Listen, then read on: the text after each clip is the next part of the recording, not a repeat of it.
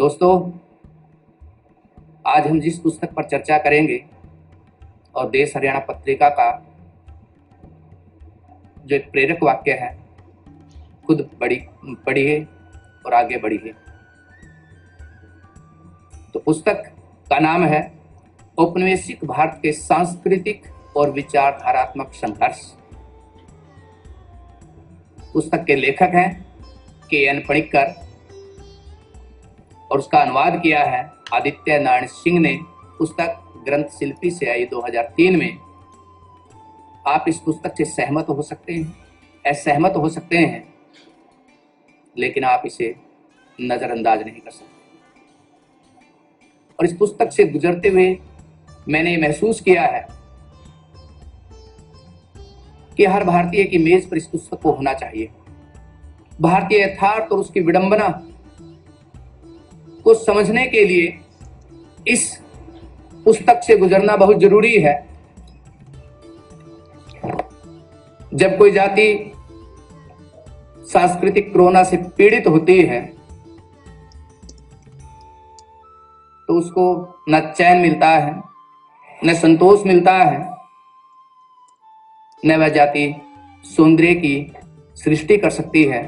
हजारी प्रसाद द्विवेदी ने कहा था, किसी भी जाति के भाग्य में सौंदर्य के दौर कभी कभी आते हैं, वो हमेशा नहीं आते, और वो तब आते हैं जब वो भौतिक आवश्यकताओं से परे हो जाती है, भौतिक आवश्यकताओं की जरूरतों पर जब वो काबू पा लेती है। तो सांस्कृतिक कोरोना जो मनुष्य के सामने पहचान का संकट खड़ा कर देता है। ये पुस्तिका का जो पहला अध्याय है वो नेहरू की बेचैनी से शुरू होता है। नेहरू हमारे बहुत ही लोकप्रिय लीडर, स्वतंत्रता सेनानी, लेकिन उनकी आत्मकथा कि मैं पूर्व और पश्चिम का अजीब सा मिश्रण बन गया हूं।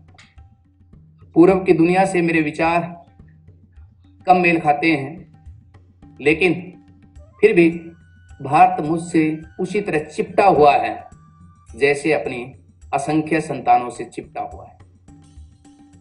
जब मैं पश्चिम में जाता हूं तो वहां निर्वासित महसूस करता हूं।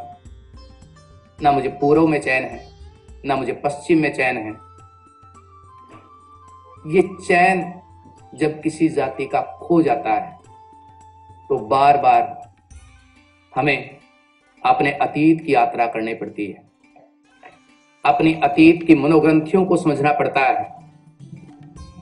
और ये सिर्फ नेहरू की बात नहीं, राजा राम मोहन राय ये बताते हैं, इस पुस्तक में जिक्र आता है कि उनके कलकत्ता में 2 घर थे। एक घर जिनमें उनके विदेशी मेहमान आते थे, उसकी मेजबानी वो करते थे, जिसमें वे भारतीय थे, बाकी सब कुछ विदेशी था।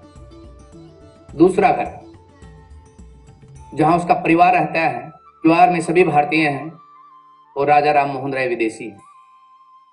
ये द्वंद राजा राम मोहन राय से शुरू होकर के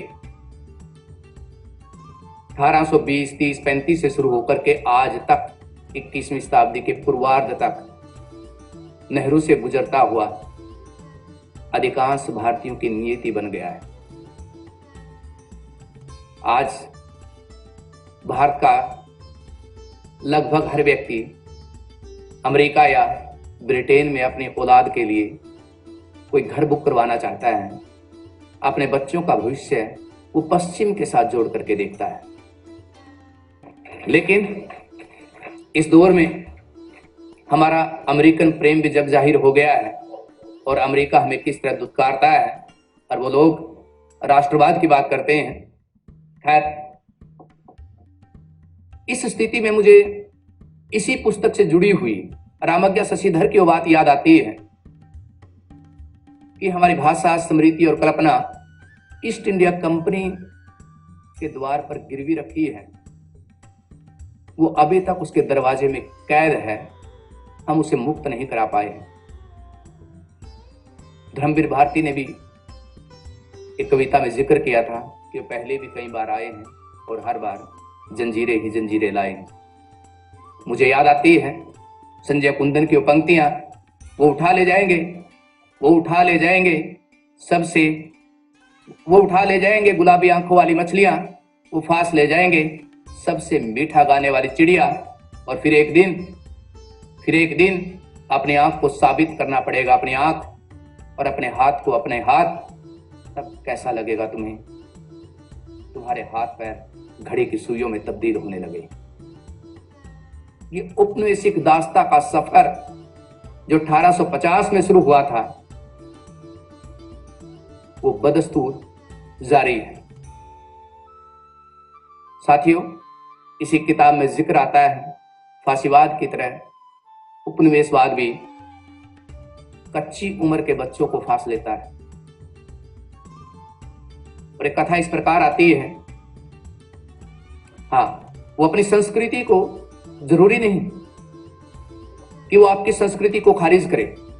कई बार ये आती है कि एक पश्चिमोत्तर भारत का एक बच्चा है, पश्चिमोत्तर भारत का एक बच्चा है और वो कोट पैंट पहने हुआ है, हैट लगाया हुआ है, यानी वो बच्चा जो इस चित्र में प्रस्तुत हो रहा है वो बच्चा जेंटलमैन है। यानी भारत तभी चमक सकता है यदि पश्चिम का आशीर्वाद उसके ऊपर रहे। तो दोस्तों, इस किताब से जुड़ने की मेरी भी एक छोटी सी यात्रा है। हरियाणा में कहा जाता है, बहुत ही, यदि मैं बिल्कुल लोक शब्दावली का सहारा लूं, कि चैल के तो अंग्रेज गए थे। कन्हैयालाल मिश्र प्रभाकर ने भी एक निबंध में कहा 1942 के ज्वार में कि वो गए, एक बात हो गई। लेकिन क्या वो वास्तव में चले गए, या उनकी कोई छाया, उसके चिन्ह क्या हमारी स्मृति से मिट गए या फिर और गहरे हो गए? और मुझे एक अज्ञात कवि कुछ पंक्तियां याद आ रही हैं कि कौन कहता है कि अंग्रेज यहां से चला गया, कौन कहता है कि अंग्रेज यहां से चला गया, अब भी वह गली गली बसता है, अब भी वह गली गली बसता है। पहले वो गोरा था, पहले वो गोरा था, अब वो काला है, पहले वो ससुर था, अब वो साला है। यानी पहले वो धोंस जमाता था। आप, ये औपनिवेशिक प्रभुत्व है, यही सांस्कृतिक साम्राज्यवाद है। जरूर नहीं है कि शासन मशीन गन के बल पे किया जाए, बंदूक के बल पे किया जाए, बल्कि फिल्मों के माध्यम से भी किया जाता है, संगीत के माध्यम से किया जाता है, साहित्य के माध्यम से किया जाता है, विज्ञापन के माध्यम से किया जाता है, और भी सूक्ष्म तरीके हैं। तो दोस्तों, यह पुस्तक यह समझने का प्रयास करती है कि गुलामी को भोगते हुए भारतीयों ने अतीत और वर्तमान से किस प्रकार अपना संबंध स्थापित किया, अतीत का पुनर्गठन किस ढंग से किया और औपनिवेशिक सत्ता का किस ढंग से मुकाबला किया। औपनिवेशिक सत्ता जो अपने साथ लोकतांत्रिक और उदारवाद का विचार लेकर के आई थी, जिसका छाता बहुत बड़ा था, जिसके छाते में रहकर के स्वतंत्रता का संघर्ष करना था। और हमारे बौद्धिक व्यक्तियों की यात्रा इतनी सीधी, सरल और एक रेखीय नहीं थी। उसमें बहुत सारी दरारें थी, बहुत सारे सवाल थे, बहुत सारी चूक थी। मोटे रूप में कहें तो हमारे बौद्धिक व्यक्तियों का सामना उस समय के परिवर्तनों से हुआ जो इस दुनियादारी में हो रहे थे। नंबर 2, हमारे सांस्कृतिक, हमारे राजनीतिक व्यक्तियों को किस प्रकार की वो परिस्थितियां मिली जिसमें उन्हें जूझना था। उनका अतीत से संबंध किस प्रकार का हुआ, सुनहरे अतीत की अवधारणा को उन्होंने किस ढंग से प्रस्तुत किया उनके कार्यक्रम और तरीके क्या थे, उनके विचारधारात्मक आयाम क्या थे, औपनिवेशिक प्रभुत्व की स्थिति क्या थी, जिनके साथ वो काम कर रहे थे, उनके विचारों, कार्यक्रम और तरीकों को किस प्रकार प्रभावित किया। इस किताब में एक बड़ी महत्वपूर्ण बात आती है। लेखक डब्ल्यू टेनांट को रेखांकित करता है कि बड़ा महत्वपूर्ण सवाल है कि राष्ट्रों के इतिहास में क्या कोई ऐसा उदाहरण मिल सकता है। राष्ट्रों के इतिहास में क्या कोई ऐसा उदाहरण मिल सकता है कि कोई महान समाज अराजकता के कैसे गहन और अंधकारपूर्ण गर्त में गिर गया और मुगल साम्राज्य के बाद वो एकदम से ध्वस्त हो गया। कोई महान समाज, किसी को आपत्ति हो तो अमर्त्य सेन की एक पुस्तक है अतीत का वर्तमान, उसको पढ़ लेना, जिसमें वो बताते हैं कि यूरोप की क्रांति ग्रीक, अरब और भारतीय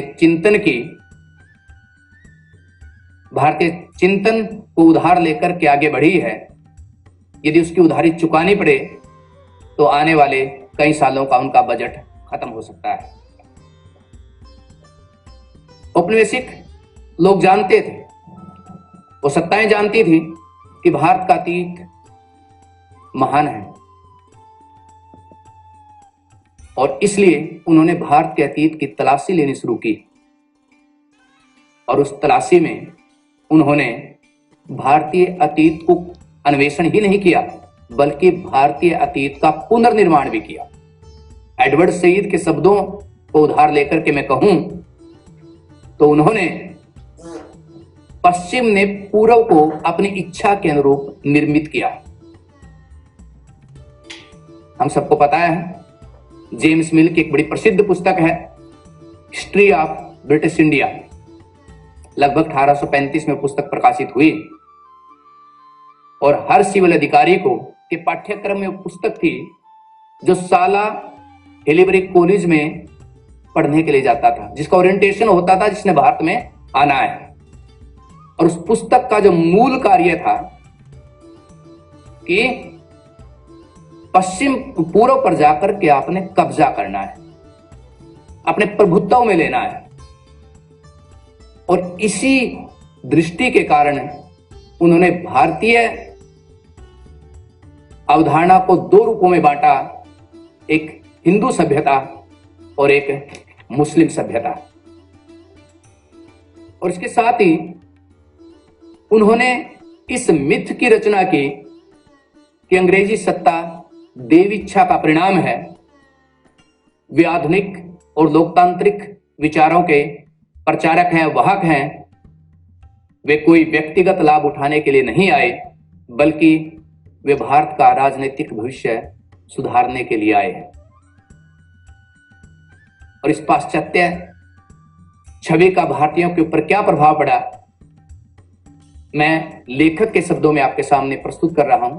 कुछ दार्शनिक शब्दावली है कि जब भारतीयों का सामना यूरोपीय इतिहास संस्थाओं, बुद्धिवाद और मानवतावादी विचारों से हुआ तो इस प्रभाव खुल जा सिमसिम वाले मंत्र की तरह हुआ। इसका प्रभाव भारतीय बौद्धिक हस्तियों की दिलचस्पी उस चीज में थी जो वस्तुगत दृष्टि से श्रेष्ठ और प्रगतिशील है, किंतु जिस चीज ने इन परिस्थितियों को जन्म दिया है उनमें उनकी कोई रुचि नहीं है। बड़ी महत्वपूर्ण बात लेखक ने रेखांकित की है कि उसका जो प्रगतिशील पक्ष है, उसका जो तार्किक पक्ष है, वो भारतीयों को अपील करता है, प्रिय लगता है। लेकिन जिन परिस्थितियों से वो पैदा हुआ है, जिस प्रकार की सामाजिक और सांस्कृतिक परिस्थितियों से उसका निर्माण हुआ है, उसकी तरफ हमारे बौद्धिक जनों का ध्यान नहीं गया, वो चूक हो गई। इसलिए आरंभ से बौद्धिक प्रयत्न वस्तुगत दृष्टि से इन श्रेष्ठ और प्रगतिशील विशेषताओं को अपनाने और दोहराने के रहे। औपनिवेशिक सत्ता और उसके चरित्र ने भारतीयों के लिए विचारधारात्मक आयाम का रूप लिया जो पश्चिम के लिए वस्तुगत स्थिति थी, देशवाद के लिए छाया बन गई। साथियों, जो वस्तुगत स्थिति थी वो छाया कैसे बन गई, पश्चिम कैसे आगे गया। यदि हम देखते हैं विज्ञान और धर्म का बहुत तकड़ा संघर्ष चलता है 100-200 वर्ष तक, जबकि भारत में इस प्रकार का संघर्ष नहीं चलता। वो परिस्थितियां यहां नहीं थी और उन परिस्थितियों का निर्माण भी नहीं हुआ।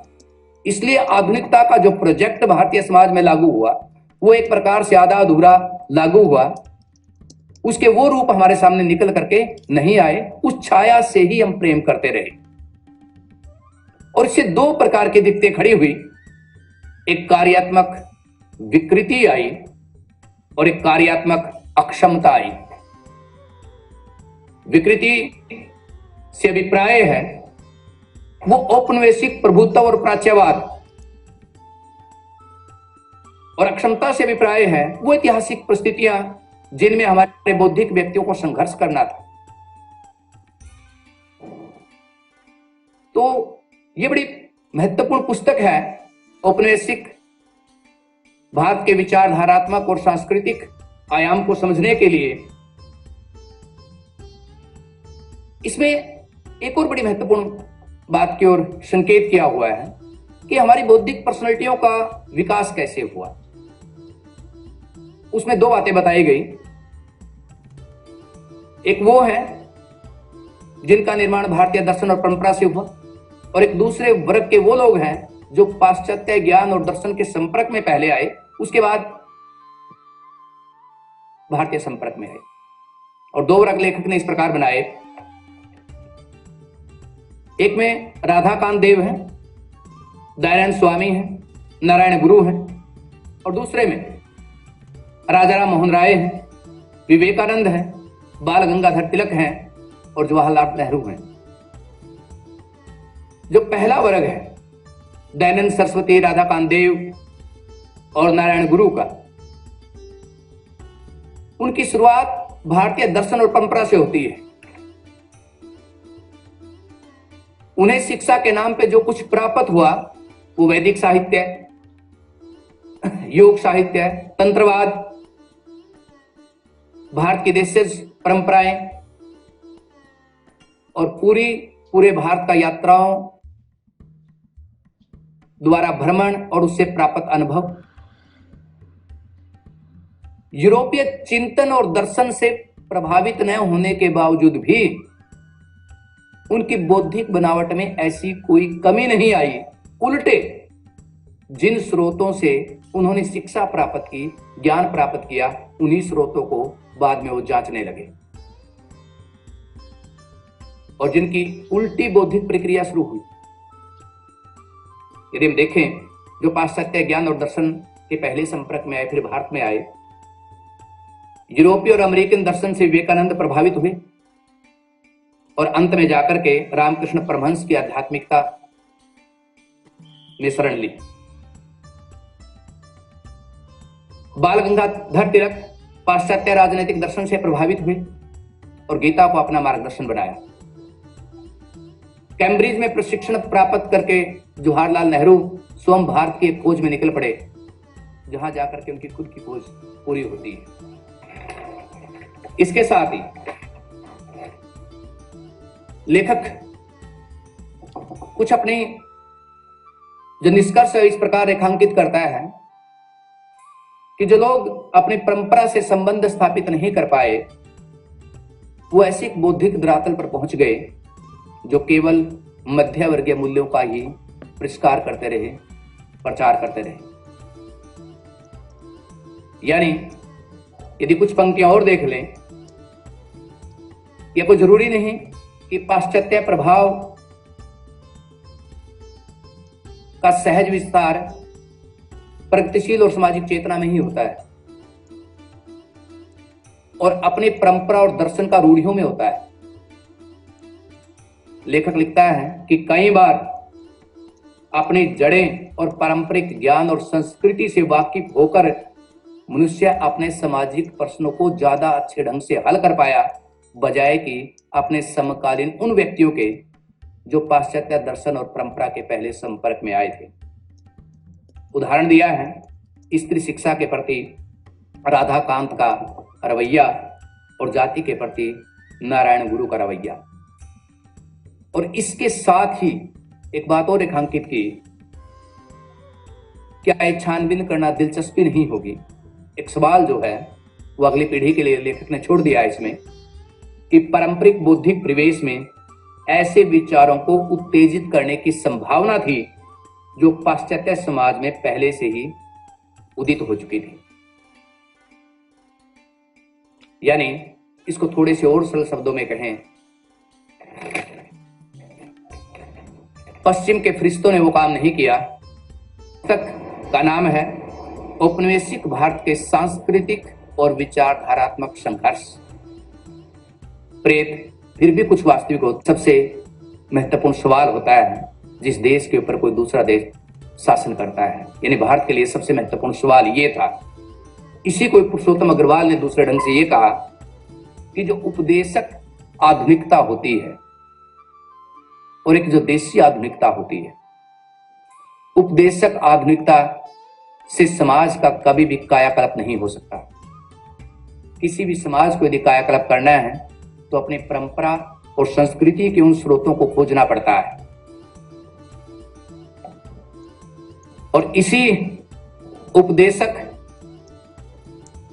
आधुनिकता के खिलाफ जो प्रतिरोध हुआ वो सबसे पहले भाषा में, शिक्षा में और धर्म के क्षेत्र में हुआ। बौद्धिक व्यक्तियों ने शिक्षा के माध्यम से अंग्रेजी के प्रयोग पर बहुत बड़ा ऐतराज जताया। अधिकांश, सिर्फ राजाराम मोहन राय एकाध इस प्रकार के विकल्प को हम छोड़ सकते हैं, उनका मानना था कि ऐसी जमात पूरे देश में तैयार हो रही है जिसका भारत और उसके मूल्यों से कोई संबंध नहीं है। विवेकानंद तो ये बोलते थे कि रीढ़ विहीन पीढ़ी जो है वो तैयार हो गई है। और इसके साथ ही यदि अहमद खां के शब्दों को कहें कि इंग्लैंड की सभ्यता का मुख्य कारण जो है उसकी भाषा, उसकी कला और उसकी विज्ञान उसकी अपनी भाषा में है। जो लोग भारत की तरक्की चाहते हैं वो इस तथ्य से अच्छी तरह वाकिफ हो जाएं, अपनी भाषा के बिना आप विकास नहीं कर सकते। और इस बात को हिमालय पर्वत की सबसे ऊंची चोटी पर लिख देना चाहिए। तो दोस्तों, आप अपने वर्तमान से मिलाकर के तुलना कर सकते हैं कि आज का माहौल किस प्रकार का है। क्या आज का माहौल हमारी उस परंपरा से जुड़ता है जो संघर्ष में पैदा हुई थी? आज इस प्रकार का कोई ताना बाना नहीं है। पूरा देश एक प्रकार से विदेशी भाषा के चपेट में है। बहुत बार सवाल उठते हैं कि हमारे यहां बहुत क्रांतियां हो रही हैं। मैं बड़े स्पष्ट शब्दों में बता दूं, औद्योगिक क्रांति कई बार बात करते हैं। प्रभात पटनायक की एक पुस्तक है गुलामी के चक्रव्यूह में भारत की अर्थव्यवस्था, कि जो उधार का देश होता है उसके यहां औद्योगिक गतिविधियां होती हैं, औद्योगिक क्रांतियां नहीं होती। औद्योगिक क्रांति तो आइडिया पर विकसित होती है और आइडिया आपकी अपनी भाषा में विकसित होता है, किसी दूसरे की भाषा में आइडिया विकसित नहीं हो सकता। तो हमारे यहां औद्योगिक गतिविधियां हैं, औद्योगिक क्रांति भारत में नहीं है। और इसके बाद उस समय की जो सबसे प्रसिद्ध एक पत्रिका थी सर्वतत्व दीपिका, उसने अपनी सारी चर्चाओं को मातृभाषा में करने का निर्णय लिया। एक और, उस समय जो शिक्षा पर जो जोर था उसके पीछे क्या कारण थे? वो प्रशासनिक आवश्यकताओं की पूर्ति के लिए शिक्षा को पैदा किया जा रहा था। शिक्षा को किस तरह से भारतीयों को दिया जाएगा इस पर कोई विचार विमर्श नहीं था, कोई बातचीत नहीं थी। इसके साथ ही जो ईसाई धर्म ने अपना प्रचार प्रसार किया, उस प्रचार प्रसार की बड़ी तीखी अभिव्यक्ति हुई हमारे मेट्रो सिटी में। कलकत्ता में लगभग 14,000 और मद्रास में 70,000 लोगों ने हस्ताक्षर करके एक प्रार्थना पत्र सरकार को सौंपा कि हमें लगता है कि शिक्षा का जो प्रसार है वो धार्मिक प्रचार के लिए किया जा रहा है। उपनिवेशवाद जिन चीजों का प्रतिनिधित्व करता है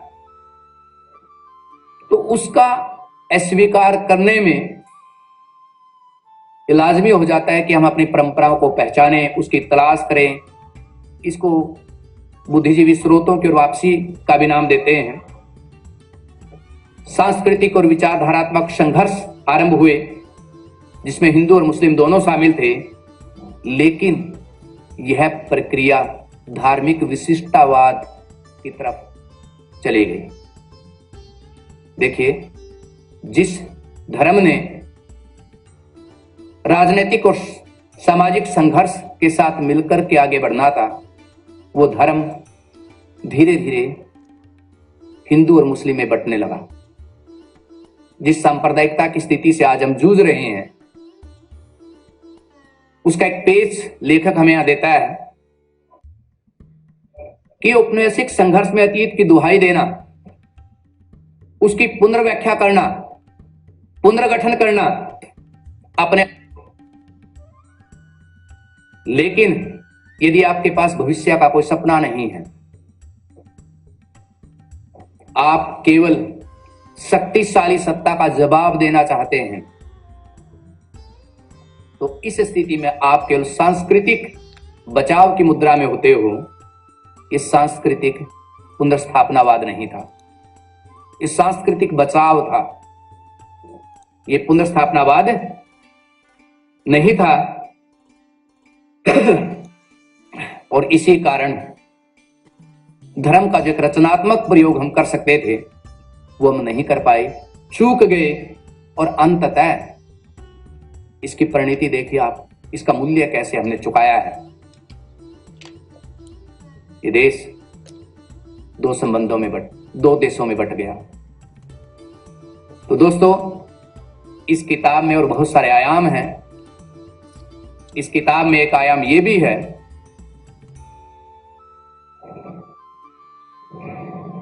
कि विवाह के जो संबंध हैं और जो हाशिए की जाति हैं उनमें किस प्रकार परिवर्तन आया, उनकी सामाजिक स्थिति किस प्रकार से बदली।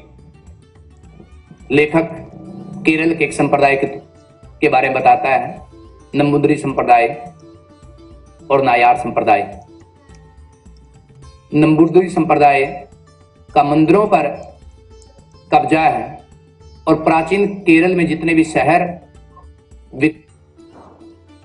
मंदिर स्कूल भी चलाते हैं, मंदिर मार्केट भी चलाते हैं,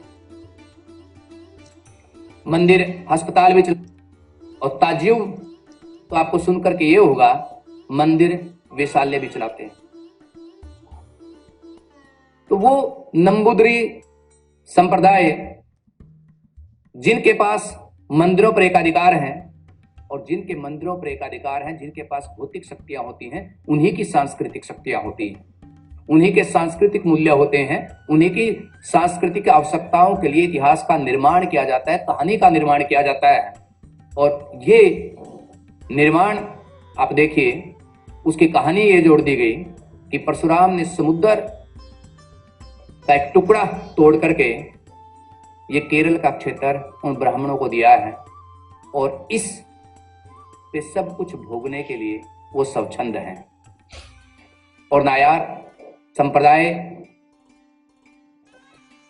जो संप्रदाय है उनको नंबूदरी ब्राह्मणों की इच्छाओं का सम्मान करना चाहिए, उनकी लैंगिक आवश्यकताओं की पूर्ति करनी चाहिए।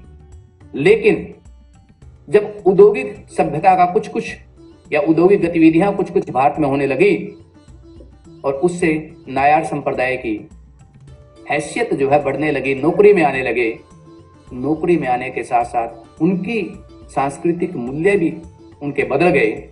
और आज जो स्थिति है, आज एक वो मजबूत स्थिति में है। अब किसी की हिम्मत नहीं है कि किसी नायर संप्रदाय की स्त्री को अपने यहाँ रात गुजारने के लिए मजबूर कर दे। तो लेखक इस पुस्तक के माध्यम से बहुत सारे आयाम लेकर के चलता है। इसी पुस्तक में एक इंदुलेखा उपन्यास का भी जिक्र आता है कि किस प्रकार से ये दुनिया बदल रही है और उस बदलती हुई दुनिया में भारतीयों की भूमिका क्या है, आप उसको भी देख सकते हैं। तो साथियों, एक और जो बहुत ही शानदार बात इस किताब से हम देख सकते हैं कि औपनिवेशिक यदि अंग्रेज ना आए होते, देखिए अंग्रेजों की बजाय उपनिवेशिक प्रभुत्व न आ गया होता तो पूर्व और पश्चिम का संवाद, उसका आदान प्रदान सार्थक और रचनात्मक होता और भारतीयों में आधुनिकता, आत्मविश्वास और उसके सांस्कृतिक मूल्यों से जुड़ने होने का भाव उत्पन्न होता यदि औपनिवेशिक प्रभुत्व न आया था। गांधी इस बात को बहुत गहरे से समझते थे और संभवतः इसलिए उन्होंने कहा कि मैं नहीं चाहता कि मेरा घर इस प्रकार का हो कि वो दूसरे की आंधी में उड़ जाए। मैं चाहूंगा कि मेरे घर के खिड़की दरवाजे खुले रहें, हवाएं आती रहें, लेकिन उसके पैर अपनी मिट्टी में ही जुड़े रहें। या अपनी मिट्टी में ही जुड़े रहने का भाव जो किसी व्यक्ति में सामान्यतः पैदा होता है, जो सहज अनुभूति है, तो इस अनुभूति से हम कट चुके हैं या कट रहे हैं, या हमारी चेतना विभक्त हो चुकी है, एक फांक आ चुकी है। तो इनसे किस प्रकार करें साथियों, इसके लिए इस पुस्तक को पढ़ना बहुत जरूरी है। मैंने बता दिया था कि मैं इस पुस्तक से, मेरी इस पुस्तक तक की यात्रा कैसे हुई, और जब प्राच्यवाद पर एडवर्ड सईद की कृति को मैंने पढ़ा, प्रोफेसर शुक्ल के अनुवाद को, तो साथियों मैं उसके बाद इस पुस्तक तक पहुंचा और मुझे पूरी उम्मीद है कि मैं इसके साथ एक मोटा मोटा परिचय जो है आपको दे पाया। इसकी मूल संवेदना को कुछ हद तक पकड़ने की मैंने कोशिश की।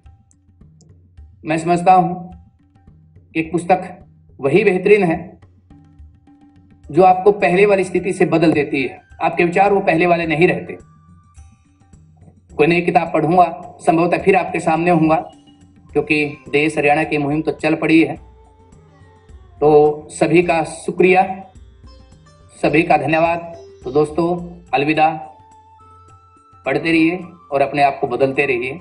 धन्यवाद।